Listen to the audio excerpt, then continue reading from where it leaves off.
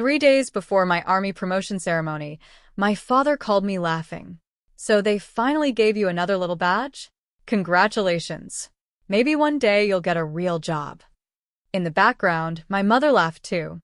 For years, my parents compared me to my younger brother, Daniel, the successful businessman who owned luxury cars and posted photos from exotic vacations. To them, my military career was always the family's biggest disappointment. I smiled and said nothing, because there was something they didn't know. By the end of that week, federal agents would arrive at their front door, and everything would change forever. My name is Sarah Mitchell, and 3 days before my army promotion ceremony, my father reminded me exactly where I stood in my family. The call came while I was leaving a briefing. "So they finally gave you another little badge?" He laughed. "Congratulations. Maybe one day you'll get a real job." My mother laughed in the background. I smiled and stared at the parking lot. "Thanks, Dad." For years, that had been our relationship. My younger brother, Daniel, was the family success story. He owned a growing logistics company, drove expensive cars, and never missed a chance to talk about his investments. Meanwhile, I wore a uniform. To my parents, that meant I had settled for less. Every holiday dinner turned into a comparison. Daniel just bought another property. Daniel's company landed a huge contract. Daniel understands how the real world works. I learned long ago not to argue. The promotion ceremony was scheduled for Friday at the Pentagon. It represented years of sacrifice, deployments, missed birthdays, and endless work. When I invited my parents, they barely reacted. My mother actually sighed. "Sweetheart, it's just a promotion. Daniel has an investor conference that weekend." My father agreed immediately. "We're not wasting our time on a pathetic little ceremony." The words stung more than I wanted to admit. But I didn't fight back.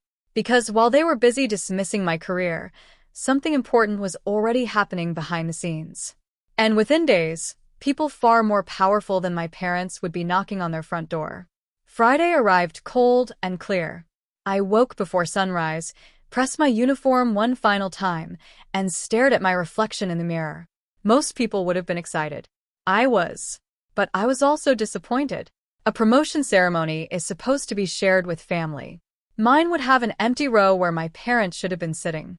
By 9 o'clock, I was standing inside the Pentagon with dozens of officers, civilian leaders, and guests filling the auditorium. I checked my phone one last time. No messages from Mom. No messages from Dad. Only a text from Daniel. "Good luck with your little ceremony." I laughed despite myself and slipped the phone into my pocket. The ceremony began. When my name was called, I stepped forward. The applause was polite but strong. A senior official read a summary of my service and achievements. For a moment, I forgot about my family entirely. Years of work had led to this. Afterward, people shook my hand and offered congratulations. Several photos were taken for internal publications and local newspapers. Then I went home. The next morning, everything changed. One of the photos appeared in a major regional newspaper. There I was standing outside the Pentagon beside 2 federal protective agents who had accompanied several officials attending the event. By lunchtime, my phone exploded with missed calls.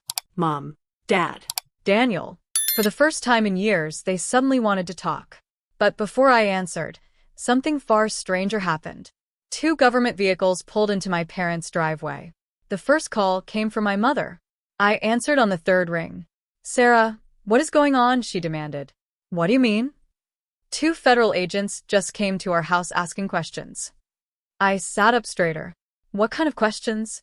"They asked about Daniel's company. They showed identification and wanted to know about some contracts." "Sarah, are you involved in this?" Before I could answer, my father grabbed the phone. "Did you bring this to our family?" he snapped. "We saw that newspaper photo. Are you some kind of investigator now?" "No," I said calmly. "And if agents visited, they probably had a reason." "That's not an answer." "No, Dad, it isn't." The line went silent. For years, they had dismissed everything I did. Now they suddenly wanted explanations. By evening, Daniel called. Unlike my parents, he sounded nervous. "Have you heard anything?" he asked. about what? "Nothing." Forget it. Then he hung up. That was the first moment I realized this wasn't simply a misunderstanding. The next day, my parents demanded a family meeting. When I arrived, the atmosphere felt completely different. Nobody was laughing anymore. Daniel sat at the dining table staring at his phone. My mother looked exhausted. My father seemed angry and worried at the same time. Then the doorbell rang. Everyone froze. A moment later, 2 federal agents entered the house. One of them opened a folder. "We're conducting a business records investigation," he said. Then he looked directly at Daniel. "We need to discuss several contracts connected to your company." Daniel's face lost all color. "What contracts?" he asked. The older agent placed several documents on the table. "We believe a subcontractor working with your company submitted falsified compliance records on multiple government projects." My mother gasped. My father stared at the paperwork. Daniel immediately pointed at me. "This has something to do with her, doesn't it?" The agent frowned. "Actually, Colonel Mitchell has nothing to do with the investigation." The room went silent. "Colonel." My parents exchanged confused looks. The younger agent turned toward them. "You attended her promotion ceremony?" Neither of them answered. "No," I said quietly. The older agent nodded. "That's unfortunate. It was a significant promotion." My father cleared his throat. "What exactly does Sarah do?" For the first time in years, someone else answered that question. The agent explained that much of my work involved coordinating complex operations, advising leadership teams, and managing projects connected to national security and government logistics. Nothing classified. Nothing dramatic. Just responsibilities far beyond what my family had imagined. My mother looked stunned. "But she never told us any of this." I almost laughed. "You never asked." Nobody spoke. The words hung in the air. Meanwhile, the agents continued discussing Daniel's situation. To his credit, they made it clear he wasn't the target. His company had unknowingly relied on information provided by another contractor. The investigation was focused on determining who had submitted false records. Still, the situation was serious. As the meeting ended, the agents thanked me for assisting with several technical questions. Then they left. My parents sat silently. For the first time, Daniel wasn't the successful son. And I wasn't a family disappointment anymore. After the agents left, nobody moved. The house felt strangely quiet.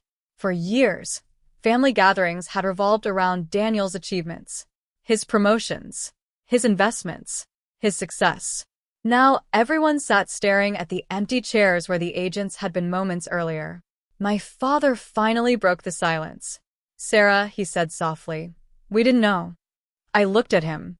The truth was simple. They never wanted to know. Every time I tried talking about my work, the conversation somehow returned to Daniel. Every accomplishment I earned was treated like a footnote. Every sacrifice was ignored. "You never asked," I said. My mother lowered her eyes. For once, neither of them argued. Over the next few weeks, the investigation continued. Daniel cooperated fully and was eventually cleared of wrongdoing. The contractor responsible for the false records faced the consequences instead. But something had changed. For the first time, my brother stopped acting like he was competing with me. One evening he called. "I owe you an apology," he admitted. "You built something important." I should have respected that. Hearing those words felt strange. Not because I needed them, because I had stopped expecting them years ago. A month later, my parents attended a military family recognition event and watched me receive another commendation. This time they sat in the front row. No complaints. No comparisons. No jokes. Just quiet pride. The funny thing is, federal agents didn't change my life. My career had already given me purpose. What changed was my family's perspective. And sometimes respect arrives years late, but it arrives all the same.